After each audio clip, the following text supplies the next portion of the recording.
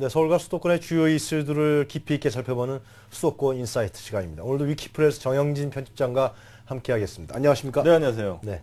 지금 이제 박근혜 정부가 집권 2년 차를 이제 맡고 있는데요. 네. 지금 업무 보고를 계속 대통령이 하고 있죠. 그렇습니다. 네. 오늘 보건복지부 업무 보고가 아무래도 제일 주목되는 것 같은데 네. 좀 소개를 좀 해주시겠습니까? 네, 일단 뭐 말씀하신 것처럼 어떻게 보면 보건복지부가 국민 생활과 가장 밀접한 일들을 하는 부서이기 때문에 이 업무 보고 상당히 관심이 갈 수밖에 없었는데 지난 월요일이었습니다. 이 복지부가 이 2014년 업무 계획을 발표했거든요. 이걸 네. 보면 비급여 항목 등에 대한 의료비를 경감하는 내용, 그리고 기초연금 또 치매 대책 뭐 이런 것들도 좀 있었고, 또 시간제 보육 맞벌이 지원이라든지 뭐 사회 서비스 강화 등 이런 것들을 핵심 과제로 선정을 했고, 이와 관련한 내용들, 구체적인 내용들까지 보고가 됐습니다. 네, 굵직굵직한 사안들이 많은데 그 중에서도 가장 관심이 이제 집중되는 사안이 3대 비급여 제도가 아닌가 싶은데요. 네. 좀 설명을 해주시죠. 네, 관심을 가장 끌었던 업무 계획이 그 말씀하신 그 3대 비급여 부분인데, 이게 선택 진료비 또 상급 병실료, 간병비.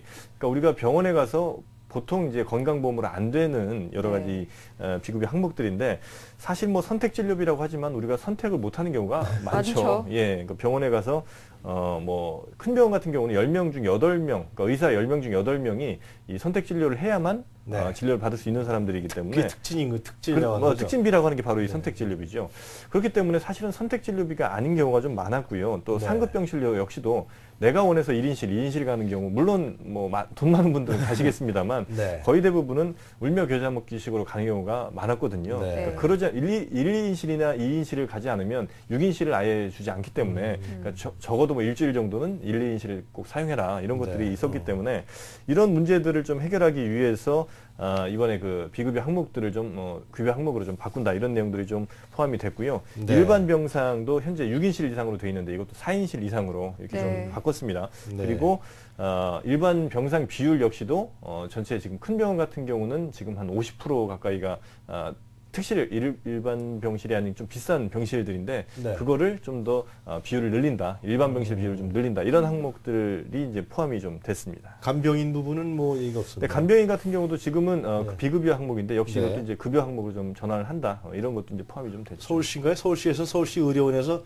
간호사들이 좀 간병인 하는 걸로 시스템을 바꾼다고 하는 아이디 있었던 네네네. 것 같은데. 이건 이제 전국적으로 이제 예. 실시하는 것이기 때문에 그거랑 조금은 차이가 네. 있을 수 있겠습니다. 자, 이렇게 정부에서 상대 비급여 제도 개선을 추진하게 된 배경은 어떤 거라고 우리가 볼 수 있겠습니까? 네, 뭐 논란이 많았었을 네, 텐데. 이게 잠시 전에도 뭐 조금 말씀드렸는데, 역시 그러니까 아파도 네. 돈 없어서 진료 못 받는 이런 일은 없어야 되잖아요, 맞습니다. 사실은. 예, 예. 그런데 그런 일들이 계속해서 이제 벌어졌던 거고, 그 가장 큰 원인이 말씀드렸던 3대 비급여 항목들, 예를 들면 그 선택 진료비, 또 상급 병실료, 간병비, 이런 것들이었는데, 네. 그래서 이게 대통령 공약이기도 했습니다. 그러니까 그랬죠? 대선 전에. 예. 예, 그래서 이 공약을 지키는 차원도 분명히 좀 있었고, 말씀드린 것처럼 뭐 아파도 병원 못 가는 이런 일은 좀 없게 하기 위해서 보건복지부가 아주 핵심적으로 추진하는 일이었는데, 특히 이제 뭐 1인실 문제, 뭐 병실 문제, 그리고 특진비 문제, 이런 것들이 이제 가장 많은 민원이 좀 있었던 부분이거든요. 네. 그래서 이런 걸 좀 개선하자, 이렇게 이제 추진을 하게 된 겁니다.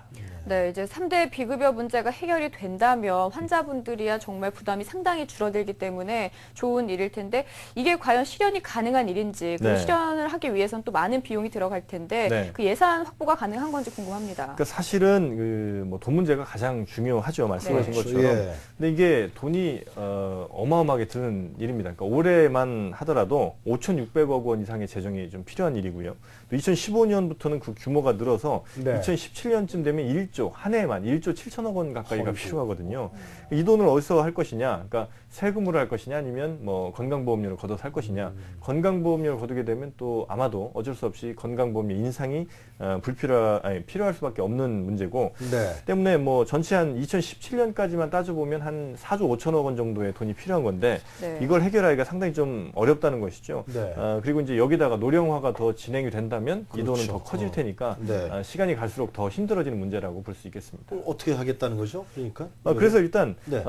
정부는 건강보험료 인상은 최대한 줄인다. 그래서 네. 매년 한 1% 정도, 한 10만 원 정도 내시는 분이라면 한 1,000원 정도 인상, 이 정도라면 의료 서비스 받는 것에 비해서 조금 더 혜택이 많은 것 아니냐 이렇게 이제 얘기를 하는데 과연 1% 인상으로 그러면 이게 가능한 일이냐? 그것도 사실 좀 불가능한 일이거든요. 그러니까 1% 인상을 하게 되면 대략 한 8조 원 정도의 건보료라고 보면 한 네. 800억 원 정도 인상인데 네. 이거 갖고는 도저히 해결이 안 되는 것이고 또 하나는 이제 정부가 재정을 효율적으로 관리해서 그러니까 네. 아껴 쓰고 잘 쓰면 이거 가능하지 않겠느냐 이런 얘기를 네. 하고 있는데 역시 이것도 물론 이제 당연히 해야 될 일이긴 하지만 네. 효율적으로 관리는 당연히 해야 되지만 그렇다고 해서 매년 뭐 1조 원 이상의 돈들이 이렇게 쌓이긴 좀 힘들다 이렇게 전문가들은 좀 보고 있거든요.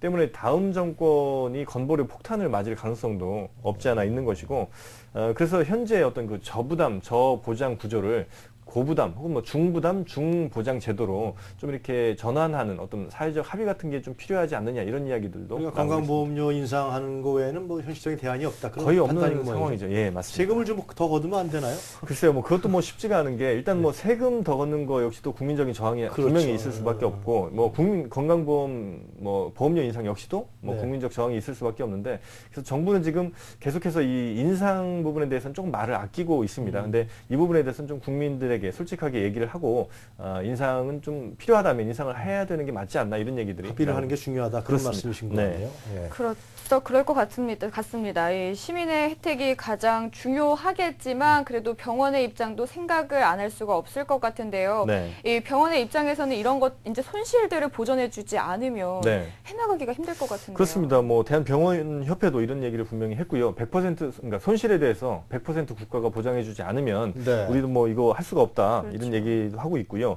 대신 이제 정부는 이 비급여 항목을 급여 항목으로 전환하기 때문에 어차피 환자가 낼 돈을 국가가 대신 보장해 주는 것 그런 아니냐. 거죠. 그래서 이제 병원에서 뭐 크게 손해 볼 일은 없다 이런 얘기를 하고 있지만 네. 지금 비급여 항목들은 사실은 병원에서 그 요금을 자율적으로 정하고 있거든요. 그러니까 어떻게 보면 이 모든 뭐 예를 들면 20만 원 들어갈 걸 한 100만 원 이렇게 받고 있는데 네. 그 돈을 정부가 그럼 다 100% 줄 수는 없는 것이고 이건 이제 건강보험 심사평가원 같은 데서 이 금액들을 이제 합리적으로 또 계산을 하겠죠. 그러다 보면 병원들의 이익은 아마도 어쩔 수 없이 감소할 수밖에 없을 텐데 때문에 이렇게 되면 병원이 또 다른 꼼수들 그러니까 이 비급여 항목 외에 또 다른 비급여 항목들을 개발한다든지 여러 가지 꼼수들을 써서 결국 이익을 또 찾게 되면 또 환자들은 뭐 건강보험 인상은 인상대로 하고 네. 결국 또 뭐 본인들이 부담해야 될 돈은 또 그 돈대로 나가는 게 아니냐 이런 우려들도 나오고 있습니다. 병원 측에서는 타산이 안 맞는다는 건가요? 지금 경영상의 문제가 어렵다라는 건가요? 그러니까 그런 겁니까? 사실은 이 지금 비급여 항목을 이 정부가 열어준 것도 네. 병원 측이 사실은 운영이 좀 어렵기 때문에 이런 비급여를 통해서 어느 정도 경영 수지를 좀 맞춰라 이렇게 해서 이제 사실은 풀어준 건데 네. 지금 와서 비급여 항목을 다 이렇게 없애버리게 되면 병원 입장에서는 그 지금까지 수익을 냈던 부분을 다 없애버리는 걸 수 있기 때문에 네. 경영상 좀 어렵다 이런 불만들을 제기하고 있는 네. 것이죠. 예. 자, 지금까지 3대 비급여 항목에 대해서 말씀해 주셨는데 네. 그동안 또 논란됐던 부분이 있죠. 기초연금 문제. 맞습니다. 이거는 어떻게 정리되고 있습니까? 이 기초연금 지금 여야가 굉장히 좀 말이 좀 안 맞고 있습니다. 그러니까 네. 원래 맨 처음 약속은 뭐 박근혜 대통령 공약에서는 그러니까 전 노인을 뭐 매년 65세 이상 노인을 매월 20만 원씩 네. 이렇게 지급하는 100%. 100% 이거였는데 네. 그건 이미 이제 후퇴한 거는 뭐 정해진 것 같고요. 네. 그 다음에 이제 문제가 되는 게 65세 이상 노인이 돼 소득 하위 70%까지 좀 하자. 그리고 소득 하위 70%인데 이것도 20만 원을 다 주는 건 아니고 좀 차등 지급을 하자. 네. 이게 이제 여당의 안인데 네. 민주당 그러니까 야당의 안은 그거는 안 된다. 그러니까 100% 다 주는 것은 좀 힘들더라도 65세 이상 노인 전부에게 좀 주든가 아니면 그것도 안 되면 65세 이상 노인 뭐 소득 하위 70%돼 20만 원은 다 지급하자. 이런 이제 문제로 계속해서 지금 싸우고 있거든요. 네. 일단 뭐 여야정 협의체가 2월 임시 국회에서 이 문제 해결하기 위해서 21일까지는 합의안을 마련하기로 했거든요. 이때까지 좀 지켜봐야 될 것 같습니다. 네. 네, 그 이제 또 장애인연금도 많이 확대가 된다고 알려져 있는데 어떻습니까? 장애인연금은 이 중증장애인 역시 좀 기초연금이랑 비슷한데 네. 중증장애인 중에 하위 70%에게 기초급여를 최고 20만 원까지 지급하는 이런 내용이거든요. 네. 때문에 뭐 중증장애인들의 생활에 좀 도움이 될 수 있을 텐데 역시 이것도 여야의 좀 입장 그리고 이제 장애단체의 입장이 좀 다릅니다. 그러니까 중증장애인 전부에게 주는 것이 맞다고 보는 게 이제 장애인 단체 쪽 주장이고요.